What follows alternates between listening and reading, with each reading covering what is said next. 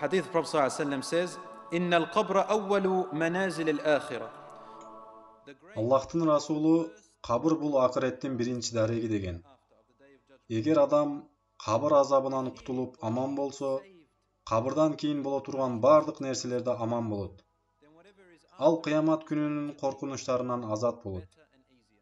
Егер ал қабыр азабынан құтылбаса, анда ал қабырдан кейін бола тұрған барлық қорқынышты оқиялардың күбесі болады.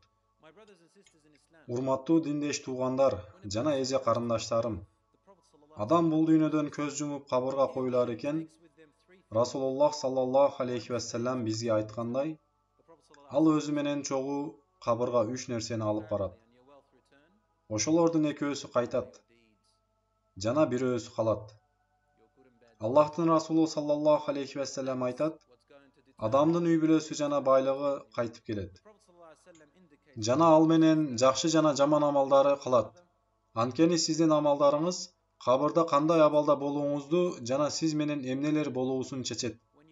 Расулуллах саллаллаху алейхи вассалам бизге кабыр эли бири-бирин зиярат кылуусун айткан. Ал зат саллаллаху алейхи вассалам, эгер мейитти кепиндей турган болсоңор, алардын кепинин кооздоп, жыпар-жыттандыргыла. Анткени кабыр эли бири-бирин зиярат кылышат деп айткан.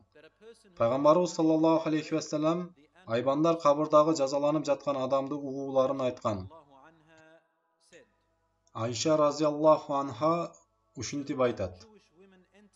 Бир күнү эки жөөт аял менин үйүмө келип, кабыр эли кабырларда азапталат деп айтышты. Жана мен аларга жооп сыяктуу, жалган айтып жатасыңар. Кабыр эли азапталбайт дедим.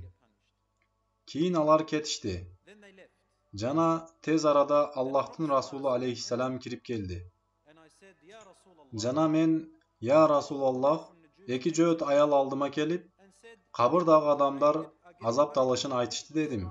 The Prophet ﷺ said, "Sadaqata, innahum yu'adzabuna 'adhaban tasma'uhu al-baha'im." They spoke the truth.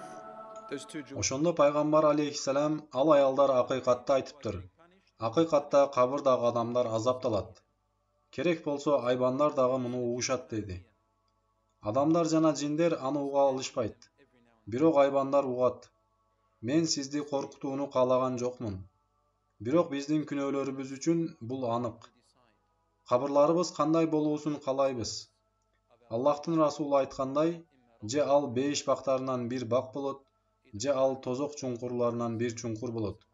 Жана Расулуллах саллаллаху алейхи вассалам, я Раббим, кабыр азабынан сенин жардамыңа качамын. Жана бул баарыбыз Аллахтан сурообуз керек болгон нерсе.